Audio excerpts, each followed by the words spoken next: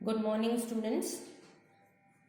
पिछली बार तक कॉम्प्लेक्सेस में जो अपन डी ऑर्बिटल्स की शेप कैसे होती है और इनके कारण या अपन ये कह सकते हैं कि कॉम्प्लेक्सेस की स्टेबिलिटी के बारे में अपन ने डिस्कस किया था।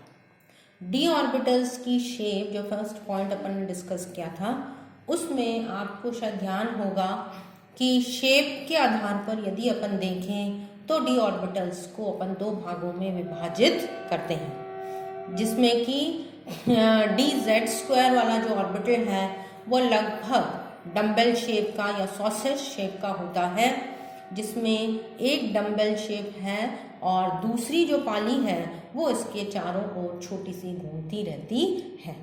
और बाकी डी ऑर्बिटल्स जो चार हैं उनमें क्लोवर लीफ शेप्ड, जो कि अपन ने पिछली बार मैंने आपको समझा दिया था कि किस टाइप से इनमें शेप होता है, उस टाइप से इनमें शेप होता है। अब यदि एक्सिस के ऊपर की बात करें तो उसके हिसाब से अपन ने डी ऑर्बिटल्स को दो भागों में विभाजित किया था। एक तो अपन शॉर्ट फॉर्म में कहते हैं T2G ऑर्बिटल्स, जिनमें कि DXY, DYZ और DZX तीन ऑर्बिटल्स आते हैं और ये तीनों ऑर्बिटल्स जो हैं वो एक्सिस के बीच में उपस्थित होते हैं या अक्षों के बीच में उपस्थित होते हैं, जबकि DX² -Y² और DZ² ऑर्बिटल जो हैं वो एक्सिस के ऊपर उपस्थित होते हैं या इनकी जो पालियां हैं वो एक्सिस के ऊपर उपस्थित होती हैं। तो इस तरीके से T2G और EG ऑर्बिटल्स में अपन ने डी ऑर्बिटल्स को डिवाइड किया था। अब ज़्यादातर कॉम्प्लेक्सेस जो देखे गए वो ऑक्टाहीड्रल ज्योमेट्री में पाए जाते हैं, क्योंकि ये ज्योमेट्री थोड़ी ज़्यादा स्टेबल होती है as compare to other geometries. ये जो है ये अधिक स्थायी होती है। और इस ऑक्टाहीड्रल ज्योमेट्री अगर अपन देखते हैं अष्टफलकीय, तो वहाँ पर ये देखने को मिलता है कि जो डी ऑर्बिटल्स की पोजीशन है यहाँ पर वो कहाँ पर उपस्थित होती हैं, एक्सिस के ऊपर उपस्थित होती है। ये अपन ने पिछली बार डायग्राम से समझाया था। तो अर्थात क्या होगा कि यदि कॉम्प्लेक्सेस बनने हैं, कौन से वाले, ऑक्टाहीड्रल या कोऑर्डिनेशन नंबर 6 वाले कॉम्प्लेक्सेस यदि बनने हैं, तो लिगैंड्स इन्हीं डायरेक्शन से अपने ऑर्बिटल्स जो हैं वो मेटल ऑर्बिटल्स के साथ ओवरलैपिंग करके, हाइब्रिडाइज्ड मेटल ऑर्बिटल के साथ ओवरलैपिंग करके ऑक्टाहीड्रल ज्योमेट्री के कॉम्प्लेक्सेस बनाते हैं।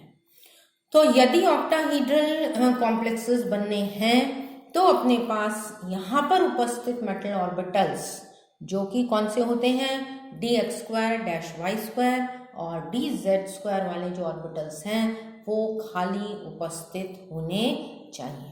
वैलेंस बॉन्ड थियरी में अपन ने देखा था कि ये ऑर्बिटल्स खाली क्यों होने चाहिए, और क्योंकि इन पे लिगेंड ऑर्बिटल्स, लिगेंड आयन या एटम के जो हैं वो ऑर्बिटल्स ओवरलैप करेंगे और लिगेंड क्योंकि दाता की तरह कार्य करते हैं तो यहाँ पर दोनों इलेक्ट्रॉन्स जो हैं वो लिगेंड की तरफ से ही आएंगे। तो ऑक्टाहीड्रल ज्योमेट्री में ये दोनों ऑर्बिटल्स जो हैं वो खाली होने चाहिए। दूसरी इंपॉर्टेंट बात ये है कि जैसे अपन ऑक्टाहीड्रल ज्योमेट्री करते हैं तो 6 हाइब्रिडाइज्ड ऑर्बिटल्स यहाँ पर उपस्थित होने चाहिए। तो ये जो 6 हैं ये D2sp3 2D के, जो कि अपन ने कौन से लिए थे, EG ऑर्बिटल्स X² -Y² और Z², एक S का जो कि 4s है और 3p के जो कि आगे के P4p वाले जो ऑर्बिटल्स हैं ये संक्रमित होकर के D2sp3 संकरण यहाँ पर प्रस्तुत करते हैं। जब D2sp3 संकरण यहाँ पर उपस्थित होगा तो 6 ऑर्बिटल्स मेटल की अपने हाइब्रिडाइज्ड ऑर्बिटल जो हैं वो मेटल के अपने को प्राप्त हो जाते हैं और इन ऑर्बिटल्स पर लिगैंड ऑर्बिटल्स जो हैं वो ओवरलैपिंग करते हैं। तो इस प्रकार के जो कॉम्प्लेक्सेस हैं D2sp3 वाले, इनको अपन इनर ऑर्बिटल कॉम्प्लेक्सेस कहा जाता है।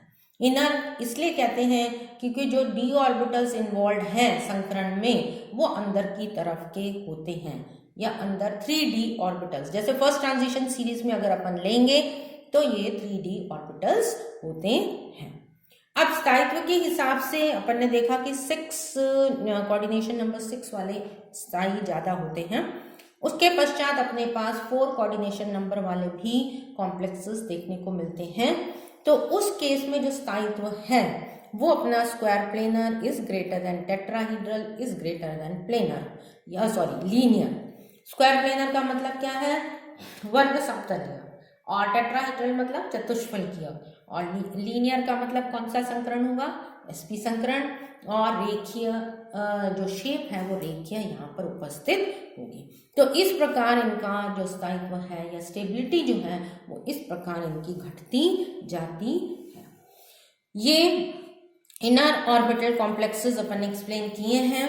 इनर ऑर्बिटल का मतलब मैंने आपको बताया था कि n-1d orbital first transition series अगर अपन लेंगे तो उस केस में 3d ऑर्बिटल्स जो हैं 3dz² और 3x²-y² ऑर्बिटल्स 4s और 4p के साथ संकृत होकर के क्या बनाएंगे?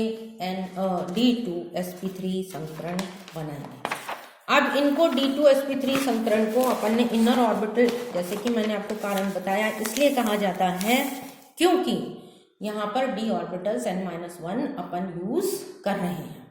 दूसरी इंपॉर्टेंट बात, इनका दूसरा जो नाम लेते हैं वो है लो स्पिन कॉम्प्लेक्सेस या स्पिन पेयर्ड कॉम्प्लेक्सेस। लो स्पिन और स्पिन पेयर्ड ऑक्टाहीड्रल कॉम्प्लेक्सेस इनको कहा जाता है क्योंकि इनमें अनपेयर्ड नंबर ऑफ इलेक्ट्रॉन्स जो हैं वो दूसरे कॉम्प्लेक्सेस, मतलब दूसरा जो बनेगा आउटर कॉम्प्लेक्स जिसे अपन कहेंगे, अभी अपन आगे इसको पढ़ेंगे, आउटर ऑर्बिटल कॉम्प्लेक्सेस की तुलना में इनमें अनपेयर्ड या अयुग्मित इलेक्ट्रॉनों की संख्या कम होती है, इसलिए इनको स्पिन पेयर्ड कॉम्प्लेक्सेस कहा जाता है।